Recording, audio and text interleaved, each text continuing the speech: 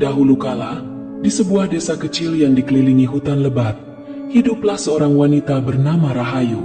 Rahayu dikenal sebagai wanita yang pendiam, rajin bekerja, dan penuh kasih. Namun, nasib seolah tak pernah memihak kepadanya. Setelah bertahun-tahun menikah dengan seorang pria bernama Sarman, mereka belum dikaruniai seorang anak pun. Di masa itu, keturunan dianggap sebagai simbol keberuntungan bagi keluarga, dan bagi seorang wanita, memiliki anak adalah sesuatu yang nyaris wajib. Tahun demi tahun berlalu tanpa tanda-tanda kehadiran seorang anak di rumah mereka. Keadaan ini membuat Sarman marah, dan kemarahannya seringkali dilampiaskan pada Rahayu. Setiap hari Rahayu harus mendengar cemoohan, bukan hanya dari Sarman, tetapi juga dari penduduk desa yang kerap mencemooh dan menganggapnya sebagai wanita sial. Ini pasti karena kutukan. Rahayu membawa nasib buruk ke desa kita, bisik beberapa warga yang mulai mencurigainya. Bisikan itu perlahan berubah menjadi gosip yang tersebar ke seluruh pelosok desa. Dalam sekejap, kehidupan Rahayu berubah menjadi neraka. Orang-orang menjauhinya, mencibirnya, dan memperlakukannya dengan hinaan yang pedih. Hanya karena ia tidak bisa memberikan keturunan, seolah-olah seluruh eksistensinya dianggap sia-sia. Sarman, yang sebelumnya lembut padanya, berubah menjadi pria yang kasar dan kejam. Hampir setiap malam, Rahayu harus menerima amarahnya, diikuti dengan kata-kata pedas yang merobek hatinya. "Kau ini wanita tak berguna," bentak Sarman pada suatu malam sambil melemparkan piring yang baru saja diisi Rahayu dengan makanan. Rahayu hanya bisa menunduk, menahan tangis, dan memunguti pecahan piring dengan tangan gemetar. Setiap kali Sarman memarahinya, rasa sakit di dadanya semakin dalam. Ia merasa terjebak, terkurung dalam tubuhnya yang seolah dianggap cacat hanya karena tidak mampu melahirkan seorang anak. Pada saat yang sama, desakan dari masyarakat semakin memuncak. Mereka mulai menganggap bahwa ketidakmampuan Rahayu memiliki anak bukan sekadar kebetulan, tetapi sebuah pertanda buruk bagi desa. Mulai muncul desas-desus bahwa desa mereka terkena kutukan akibat kehadiran Rahayu. Setiap kali Rahayu keluar dari rumah, ia bisa merasakan tatapan tajam para penduduk. Anak-anak yang dulu bermain di depan rumahnya kini menjauh ketika melihatnya datang. Seorang wanita tua bahkan pernah meludahi tanah di dekat Rahayu sambil berbisik, "Wanita pembawa sial." Hati Rahayu semakin hancur setiap harinya. Ia berusaha untuk tetap tegar, menjalani hari demi hari dengan penuh kepasrahan. Tetapi, siapapun yang tahu penderitaannya akan mengerti betapa terlukanya Rahayu, yang hanya ingin hidup damai tanpa dihujani cercaan. Rasa sakit yang ia simpan akhirnya berubah menjadi dendam. Dendam yang perlahan-lahan tumbuh dalam hatinya, seperti api yang tersulut dan tak kunjung padam. Meski Rahayu tidak pernah menyuarakannya, rasa sakit itu telah membuat batinnya penuh dengan amarah yang terpendam. Malam demi malam ia tidur dengan mata sembab dan hati penuh luka. Ia seringkali berdoa di malam hari, namun kini bukan untuk kebahagiaan atau keturunan, melainkan untuk keadilan. "Ya Tuhan, apakah aku harus hidup seperti ini selamanya?" bisik Rahayu di suatu malam ketika angin berdesir lembut di luar jendela. Suaranya terdengar lirih, penuh dengan rasa sakit yang tak tertahankan. Ia merasakan sakitnya hidup di tengah kebencian yang kian hari kian menghimpit. Di akhir malam itu, Rahayu mulai memandang gelapnya kehidupan dengan tatapan penuh harap yang berubah menjadi sinis. Entah disadarinya atau tidak, perasaannya mulai berubah, perlahan menariknya menuju kegelapan yang akan mengubahnya untuk selamanya. Ketika malam itu tiba, Rahayu menatap bintang-bintang dengan tatapan kosong, seakan-akan meminta pertolongan dari alam yang lebih gelap. Di benaknya mulai tumbuh bisikan-bisikan dari kegelapan yang memintanya untuk membalas segala penderitaan yang ia alami. Inilah awal mula cerita kelam yang akan terus diceritakan dari generasi ke generasi. Sebuah kisah yang kelak melahirkan legenda mengerikan yang dikenal sebagai Wewe Gombel. Rahayu semakin tenggelam dalam kesedihan yang mendalam. Setiap hari yang berlalu adalah rentetan kepedihan yang tak berujung. Tekanan dari suami dan penduduk desa telah membuatnya merasa terasing, seolah-olah dirinya adalah musuh bagi semua orang di sekitarnya. Seiring waktu, tubuhnya pun mulai melemah, Tidak hanya karena beban batin yang ia tanggung tetapi juga karena kondisi fisik yang makin menurun akibat tekanan dan lelah yang tak berkesudahan. Pada suatu malam yang dingin dan penuh keheningan, sebuah peristiwa tragis terjadi. Rahayu dan suaminya, Sarman, terlibat dalam sebuah pertengkaran sengit. Pertengkaran ini adalah puncak dari segala kekesalan dan ketegangan yang selama ini menumpuk di antara mereka. Rahayu merasa tak tahan lagi diperlakukan dengan kasar dan terus-menerus disalahkan tanpa alasan yang jelas. Ia mengungkapkan segala keluh kesah dan amarahnya yang selama ini terpendam. Sarman tak menerima protes Rahayu. Ia membalas dengan amarah yang lebih besar. Malam itu, kata-kata yang dilontarkan oleh mereka berdua seolah menjadi tanda akhir dari segala kekacauan yang selama ini merusak hidup mereka. Rahayu yang merasa tak berdaya, tiba-tiba terjatuh lemas, tertekan oleh perasaan yang sangat berat, dan akhirnya diam dalam keheningan. Keesokan paginya, kabar duka menyebar ke seluruh penjuru desa. Para tetangga menemukan Rahayu dalam kondisi yang mengenaskan. Penduduk desa yang sudah lama menyimpan prasangka buruk terhadap Rahayu langsung menghakimi dan menuduhnya sebagai penyebab malapetaka ini. Mereka menuding Rahayu tanpa bukti yang jelas, seolah semua keburukan dalam hidupnya hanya milik satu orang. Tuduhan-tuduhan tersebut menjadi semakin liar dan tak terkendali. Orang-orang desa yang telah lama menganggapnya sebagai pembawa sial menganggap kejadian itu sebagai bukti kutukan yang selama ini mereka yakini. Bahkan, mereka mengusir Rahayu dari desa dengan cemoohan dan hinaan. "Kau membawa malapetaka bagi kami," teriak salah seorang penduduk dengan nada marah. Rahayu yang lemah dan terluka hanya bisa menunduk dan menerima perlakuan kasar dari penduduk desa. Mereka mendorongnya keluar dari desa, memaksanya pergi tanpa belas kasihan. Dalam kondisi yang sangat rapuh, Rahayu akhirnya meninggalkan desa dengan langkah tertatih-tatih, membawa luka fisik dan batin yang mendalam. Hutan yang gelap dan lebat di pinggiran desa menjadi tempat terakhir yang bisa dituju oleh Rahayu. Ia berjalan tanpa arah, dikelilingi oleh suara angin malam dan kegelapan yang terasa menakutkan. Tubuhnya yang lemah membuat langkahnya semakin lambat. Bayangan-bayangan masa lalu berputar di kepalanya, membawa ingatan akan cemoohan dan hinaan yang selama ini ia alami. Di tengah-tengah hutan, dengan perasaan penuh keputusasaan, Rahayu berlutut di tanah yang lembab. Matanya memandang kosong ke arah pepohonan yang menjulang tinggi, sementara hatinya dipenuhi dengan dendam dan kepedihan. Dalam detik-detik terakhirnya, ia berbisik lirih, melampiaskan sumpah yang penuh dengan kebencian dan penderitaan. Ia bersumpah akan membalas dendam kepada siapapun yang telah menyakitinya, terutama mereka yang menganiaya dan mencemoohnya tanpa rasa iba. "Tak akan ada yang selamat dari kutukan ini," bisik Rahayu. Suaranya mengalir lirih namun penuh dengan amarah yang terkandung. Malam itu, di bawah langit yang gelap gulita dan disaksikan oleh pohon-pohon raksasa di hutan, Rahayu mengucapkan sumpah terakhirnya. Sumpah yang akan mengubah kehidupannya menjadi legenda kelam yang akan selalu dikenang oleh penduduk desa. Setelah malam itu, Rahayu tak pernah terlihat lagi. Namun, tidak lama kemudian, kejadian-kejadian aneh mulai menghantui desa. Anak-anak desa seringkali tiba-tiba menghilang tanpa jejak, hanya untuk ditemukan kembali dalam keadaan kebingungan dan ketakutan, tak mampu mengingat apa yang telah mereka alami.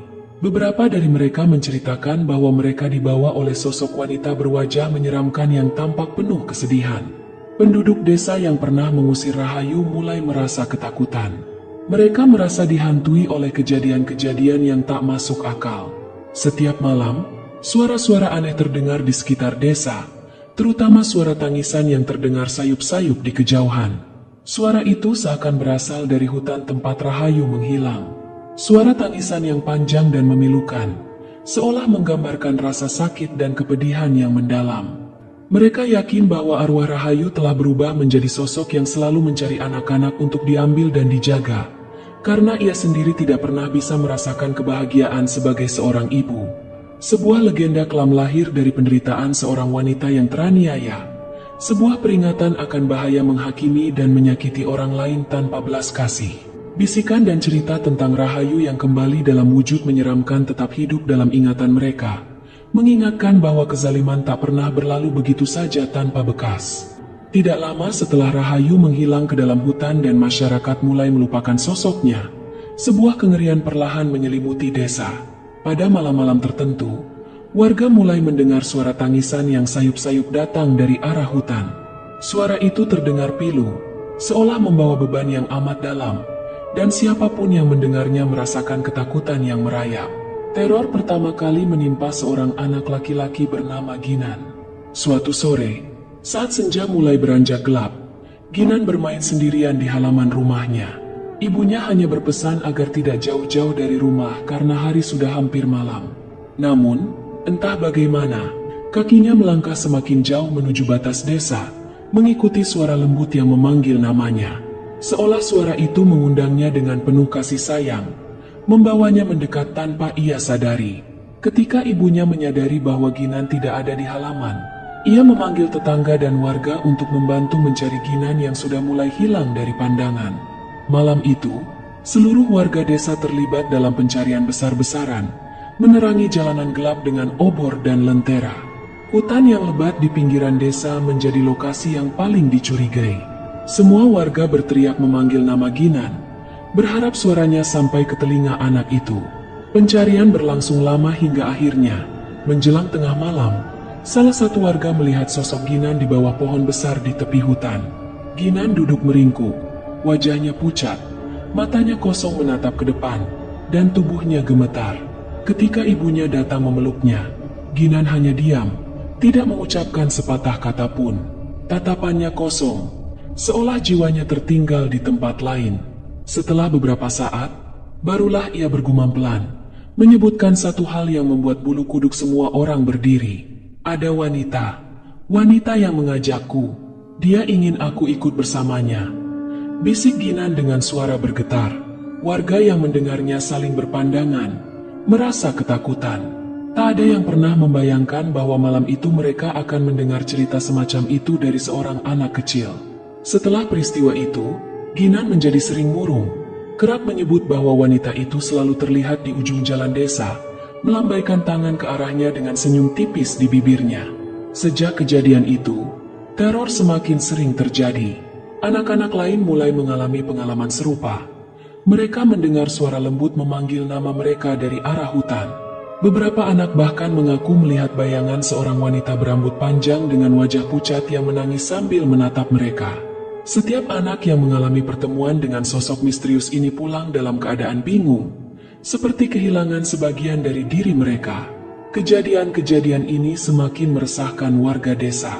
Suara tangisan di malam hari semakin sering terdengar, terutama ketika senja mulai turun. Bahkan, beberapa warga dewasa yang berani mencoba mencari tahu asal suara itu.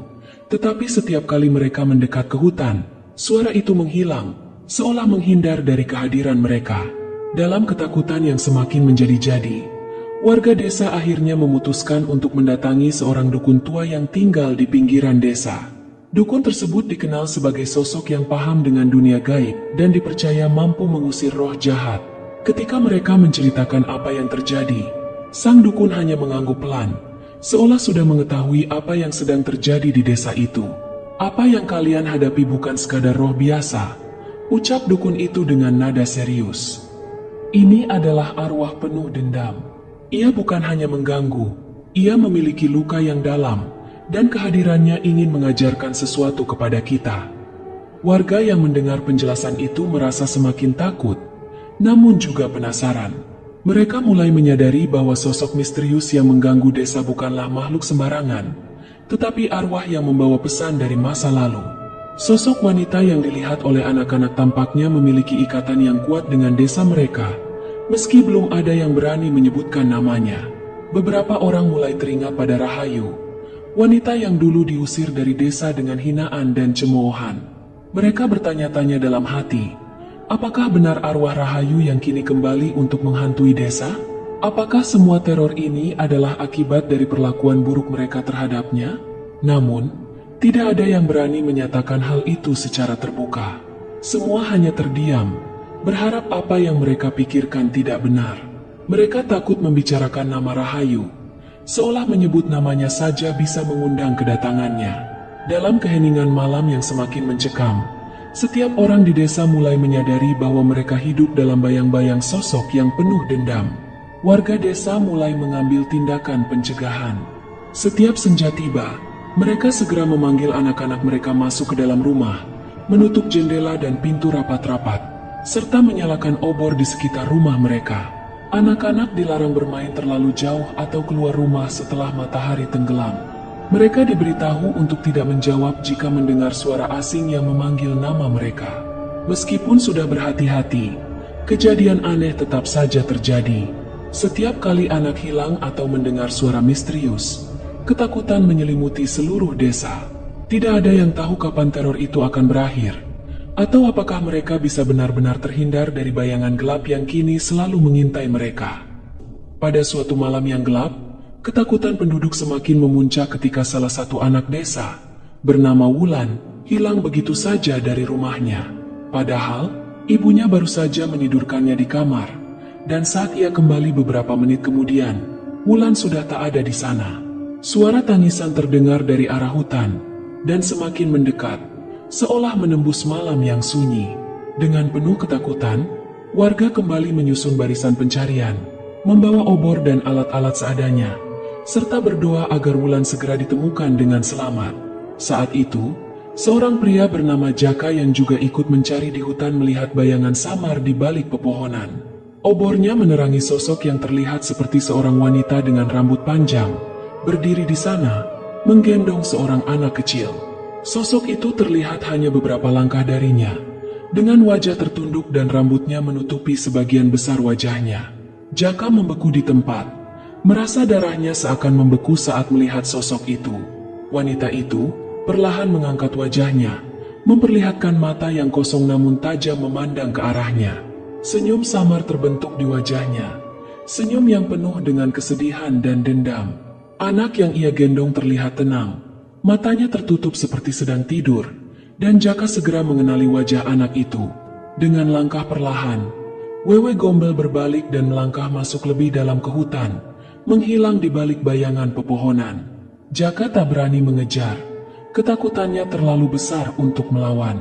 Dengan suara terisak, ia segera berlari kembali ke desa, menceritakan apa yang dilihatnya kepada penduduk. Warga desa mendengarkan dengan wajah pucat. Setelah kejadian itu, gambaran tentang Wewe Gombel mulai terbentuk. Mereka menggambarkannya sebagai wanita berambut panjang dengan wajah pucat, sering terlihat mengenakan kain lusuh yang mengalir di tubuhnya. Rambutnya yang panjang dan berantakan sering menutupi sebagian wajahnya. Namun setiap kali seseorang melihat wajahnya, mereka merasa ketakutan yang luar biasa, seolah-olah memandang ke dalam mata kematian itu sendiri. Penduduk desa, yang dulu tak peduli pada sosok Rahayu saat masih hidup, kini dihantui oleh keberadaannya dalam wujud yang menyeramkan. Setiap kali Wewe Gombel menampakkan diri, tangisan yang memilukan terdengar, menggema di sekitar desa. Anak-anak seringkali merasa ada sesuatu yang mengawasi mereka dari kejauhan, terutama saat mereka berada di luar rumah pada waktu senja. Bahkan orang dewasa pun mulai takut keluar rumah setelah matahari tenggelam. Desa itu menjadi lebih sunyi dari sebelumnya.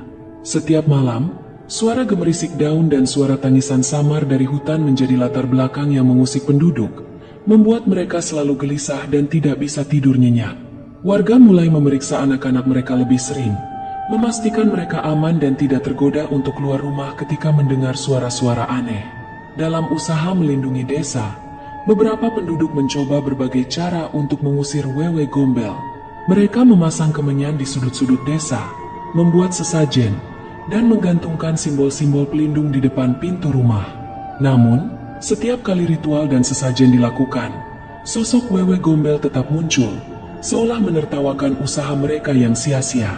Pada suatu malam, seorang warga yang memiliki keahlian dalam hal mistis, seorang dukun tua bernama Mbah Kirno, memutuskan untuk mencoba berbicara langsung dengan sosok tersebut. Mbah Kirno yakin bahwa roh Rahayu yang kini berubah menjadi Wewe Gombel masih memiliki urusan yang belum selesai di dunia ini.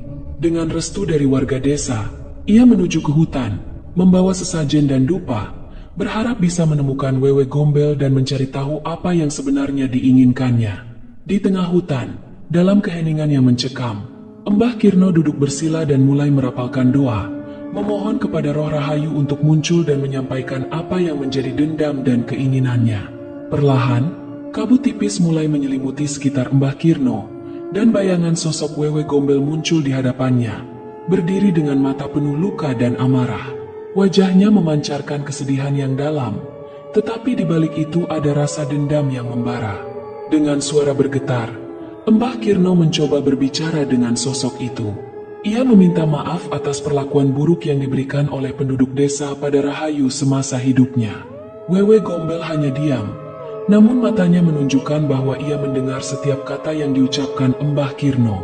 Sosok itu kemudian menghilang perlahan ke dalam kabut, meninggalkan Mbah Kirno yang terdiam dan merasa bahwa masih ada hal lain yang harus dilakukan oleh penduduk desa. Sepulangnya dari hutan, Mbah Kirno menyampaikan pesan kepada warga bahwa permintaan maaf mereka saja tidak cukup untuk menenangkan Wewe Gombel. Warga desa mulai menyadari bahwa apa yang dilakukan mereka di masa lalu masih meninggalkan luka yang dalam pada arwah Rahayu. Wewe Gombel tidak hanya menginginkan permintaan maaf, tetapi juga penghormatan terhadap rasa kemanusiaan yang dulu mereka abaikan. Kisah Wewe Gombel menjadi pengingat bagi warga bahwa perlakuan buruk dan ketidakadilan bisa membawa kutukan yang mengerikan. Namun, mereka belum tahu pasti bagaimana menghentikan teror yang terus menghantui mereka. Di tengah ketakutan dan kegelisahan, mereka bersiap untuk langkah berikutnya, dengan harapan agar roh Rahayu dapat beristirahat dengan tenang dan desa mereka kembali damai. Penduduk desa pun mulai mencari tahu lebih dalam mengenai masa lalu Rahayu. Mereka ingin mengetahui apa yang sebenarnya terjadi padanya, agar bisa menemukan cara yang tepat untuk menenangkan arwahnya. Dalam pencarian ini, mereka menemukan seorang wanita tua bernama Nyai Sari, seorang kerabat jauh dari Rahayu yang tinggal di desa lain dan pernah mendengar cerita hidupnya. Nyai Sari datang ke desa tersebut atas permintaan penduduk, dan mulai menceritakan tentang penderitaan Rahayu. Ia bercerita bahwa Rahayu dulu adalah seorang wanita baik hati yang sangat mendambakan anak. Ketika ia tak kunjung dikaruniai anak, suaminya mulai bersikap kasar, menyalahkannya atas segala kesialan yang menimpa keluarga mereka. Rahayu menerima hinaan dan amarah suaminya setiap hari, namun ia tetap mencoba bertahan demi cinta yang pernah mereka miliki. Ketika akhirnya terjadi pertengkaran hebat yang berujung pada kematian suaminya, Rahayu dituduh oleh penduduk desa sebagai pembawa sial. Tidak ada yang mencoba mendengar kisah dari sudut pandangnya. Ia dikucilkan, dibiarkan menanggung semua kesalahannya seorang diri. Dia diusir tanpa ampun, hanya dengan pakaian di badan dan luka di hati, ucap Nyai Sari dengan mata berkaca-kaca. Mendengar cerita tersebut, penduduk desa tersentak dalam keheningan. Mereka mulai menyadari bahwa tindakan mereka kepada Rahayu dulu begitu kejam dan tidak adil. Rahayu adalah korban, bukan hanya dari amarah suaminya, tetapi juga dari sikap tak acuh mereka yang menghakimi tanpa memahami penderitaan sebenarnya. Rasa bersalah menyelimuti mereka, terutama para orang tua yang dulu menjadi saksi dan mungkin berperan dalam mengucilkan Rahayu. Dengan bimbingan Nyai Sari dan beberapa pemuka desa, mereka memutuskan untuk mengadakan sebuah ritual khusus sebagai bentuk permintaan maaf kepada roh Rahayu dengan niat tulus memohon pengampunan. Mereka mengumpulkan barang-barang yang dulu menjadi kesayangan Rahayu, termasuk selendang dan cermin kecil peninggalannya, sebagai simbol bahwa mereka akan menjaga apa yang pernah menjadi bagian dari hidupnya. Sesajen juga disiapkan, bersama dengan dupa dan bunga-bunga yang dipersembahkan khusus untuknya. Pada malam yang telah ditentukan, penduduk desa berkumpul di tepi hutan, tempat terakhir Rahayu terlihat hidup sebelum ia menghilang dari dunia ini. Dalam suasana hening dan penuh harap, mereka menyalakan lilin di sekitar sesajen, sementara Mbah Kirno dan Nyai Sari memimpin doa-doa yang diucapkan dengan penuh khusyuk. Suara doa tersebut bergema di tengah keheningan malam, menciptakan suasana yang mistis dan sekaligus menggetarkan hati. Di tengah doa tersebut, angin malam tiba-tiba berhembus kencang, membuat lilin-lilin bergetar dan beberapa padam seketika. Warga desa terdiam, beberapa dari mereka mulai merasa gentar, namun Mbah Kirno menenangkan mereka, meminta agar mereka terus mengucapkan doa dengan hati tulus. Perlahan, sosok samar mulai terlihat di antara kabut yang menyelimuti pohon-pohon. Sosok itu berwujud wanita berambut panjang, atau arwah Rahayu, menampakkan dirinya dengan aura kesedihan yang mendalam, seolah masih membawa beban dari kehidupan yang penuh derita. Ia berdiri di depan mereka, Dengan wajah yang dingin namun tampak seperti mendengarkan setiap kata permohonan maaf yang dilontarkan. Penduduk desa, yang kini ketakutan namun merasa bertanggung jawab, berlutut dan memohon agar roh Rahayu bisa mengampuni mereka, berharap ia bisa menemukan kedamaian dan menghentikan terornya. Nyai Sari melangkah maju dan dengan suara pelan namun jelas, ia mengucapkan kata-kata permohonan maaf terakhir mewakili seluruh desa. Ia meminta agar Rahayu dapat beristirahat dengan tenang dan memohon kepada alam agar mengizinkannya meninggalkan dunia ini tanpa dendam. Nyai Sari juga berjanji bahwa mereka akan menjaga anak-anak desa dengan penuh kasih sayang, agar tidak ada lagi anak yang merasa tidak diinginkan atau ditelantarkan seperti yang dulu dialami Rahayu. Sosok Wewe Gombel perlahan mengubah ekspresinya, dari penuh amarah menjadi kesedihan yang mendalam. Ia melihat sekeliling, memandang para warga yang berlutut di depannya, dan akhirnya mengangkat tangan perlahan-lahan. Angin malam yang tadinya kencang mendadak menjadi tenang, dan wajah Wewe Gombel pun terlihat mulai meredup dalam cahaya lilin yang berkilauan. Tanpa sepatah kata, sosoknya mulai memudar, hingga akhirnya hanya tersisa kabut tipis yang menghilang dalam kegelapan malam. Setelah ritual selesai, warga desa perlahan bangkit, merasakan beban yang seakan terangkat dari hati mereka. Suasana terasa damai, dan suara tangisan yang biasa terdengar di malam hari tak lagi ada. Beberapa warga mengaku merasa ada ketenangan baru yang menyelimuti desa, seakan kehadiran Wewe Gombel telah benar-benar pergi dan meninggalkan mereka. Namun, meski desa kini tampak damai, penduduk tahu bahwa kisah Wewe Gombel adalah sebuah pelajaran yang tak boleh dilupakan. Kisah ini kemudian diceritakan turun-temurun sebagai legenda, menjadi pengingat bagi generasi berikutnya untuk tidak melakukan ketidakadilan kepada sesama. Mereka memahami bahwa setiap tindakan buruk, terutama yang dilakukan dalam kebencian dan ketidakadilan, dapat menimbulkan luka yang terus hidup meskipun waktu telah berlalu. Setelah malam ritual itu, ketenangan terasa kembali menyelimuti desa. Anak-anak yang sebelumnya sering mengalami gangguan atau merasa diawasi di malam hari mulai bermain dengan bebas lagi, tanpa ketakutan akan sosok yang mengintai dari balik pohon atau semak.